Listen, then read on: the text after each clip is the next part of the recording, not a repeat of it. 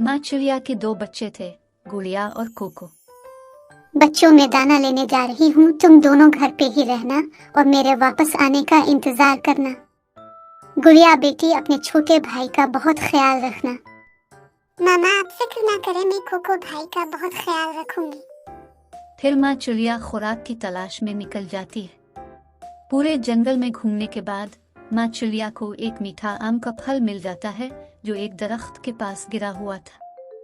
ये आम आधा गुड़िया खा लेगी और आधा कोको खा लेगा। रास्ते में अगर दाना मिल गया तो वो मैं खा लूंगी। माँ चिड़िया ये सोचकर आम उठाने ही लगी थी कि करीब की झाड़ियों में बैठा एक जालिम शिकारी गोली चला देता है। गोली सीधी माँ चिड़िया के सर पे लगती है और माँ चिड़िया की इसी वक्त मौत हो जाती है। माँ चिड़िया अपने बच्चों से हमेशा के लिए दूर चली जाती है। गुड़िया बहन, शाम होने वाली है और मामा अभी तक नहीं आए। फिक्र नहीं करो कोको भाई, हमें थोड़ा और इंतजार करना होगा।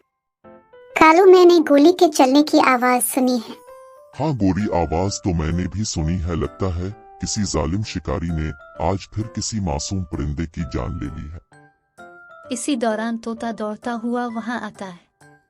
इसने मार दिया। चिड़िया को जालिम इंसान ने गोली से मार दिया। जालिम इंसान ने चिड़िया के बच्चों से इनकी माँ छीन ली। चिड़िया के बच्चे अभी बहुत छोटे हैं, वो ये सब कैसे बर्दाश्त करेंगे।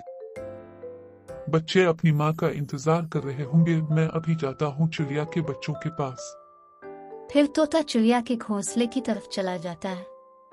पंखों की आवाज सुनकर गुड़िया बोली, कोको भाई, लगता है मामा आ गई। दोनों बच्चे खुश होते हैं, लेकिन फिर सामने तोते अंकल को देखकर मायूस हो जाते हैं। तोते अंकल, अब हम समझे हमारी मामा आई है। आपकी माँ अब कभी नहीं आएगी बच्चों। आपकी माँ को एक जालिम शिकारी ने मार डाला। ये सुनकर दोनों बच्चे रोने लगते हैं। चुप रहो बच्चों, हिम्मत पैदा करो, हौसला रखो, हम सब यहाँ हैं। परिंदों की जिंदगी में ऐसे दुख आते रहते हैं। जालिम इंसान ने ऐसा क्यों किया? अब हम अपनी माँ के बगैर कैसे रहेंगे? अगर कभी आपको मेरी जरूरत हो तो मैं आपके लिए हाजिर हूँ। ये कहकर तोता अपने घर चला जाता है। चुप करो कोको भाई, मैं हूँ ना। मैं अपने भाई कोको का ख्याल रखूंगी। गुड़िया बहन, मुझे रात को माँ बहुत याद आया करेगी। मैं अपने भाई को अपने साथ लगाकर सुलाया करूंगी। रोते रोती दोनों बच्चे सो जाते हैं। अगली सुबह गुड़िया अपने भाई कोको से कहती है, कोको भाई, मैं खुराक की तलाश में जा रही हूँ। तुम घोंसले में ही रहना मेरे आने तक। ठीक है गुड़िया बहन। गुड़िया आज पहली बार घर से बाहर जा रही थी। वो नदी किनारे बैठी गोरी कवि से पूछती है, गोरी आंटी, मेरी मामा कल मर गई है। मुझे अपने भाई के लिए दाना तलाश करना है। दाना कहाँ से मिलेगा? गोरी बहुत बुरी कवि थी। वो गुड़िया डांटने लगती है।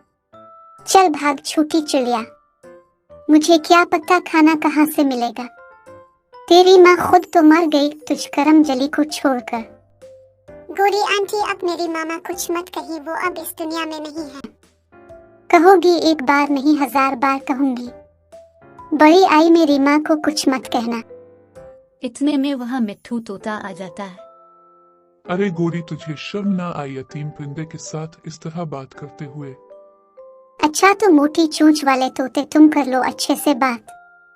मैं तो चली, कालू मेरा इंतजार कर रहा होगा। ये कहकर गोरी वहाँ से चली जाती है। गुड़िया बेटी रो मत, मैं तेरे लिए दाना लाया हूँ। मिट्ठू अंकल अब मुझे दाना देने आए हैं। हाँ बेटी, मैं तुम्हारे लिए दाना लाया हूँ। और सुनो, तुम बहुत बहादुर हो। अपनी उम्र में इतनी बड़ी जिम्मेदारी संभालना आसान नहीं है। मिट्ठू अंकल आप बहुत अच्छे हैं। मिट्ठू तोता गुड़िया को दाना देकर कहता है, सुनो गुड़िया, तुम और तुम्हारा भाई मिलकर बहुत काम कर सकते हो। मैं तुम्हारी मदद के लिए हमेशा हाजिर हूँ। गुड़िया मिट्ठू तोते का शुक्रिया अदा करती है और खुशी से अपने घर की तरफ उड़ जाती है। कोको भाई, मैं दाना ले आई हूँ। कोको खुशी से उछल पड़ता है। दोनों बहन भाई मिलकर दाना खाते हैं और खुश होते हैं। गुड़िया बहन, मिट्ठू अंकल बहुत अच्छे हैं ना? हाँ कोको भाई, वो बहुत अच्छे हैं। दोनों बहन भाई मिलकर एक दूसरे का ख्याल रखते रहते हैं। वक्त के साथ साथ वो बड़े हो जाते हैं।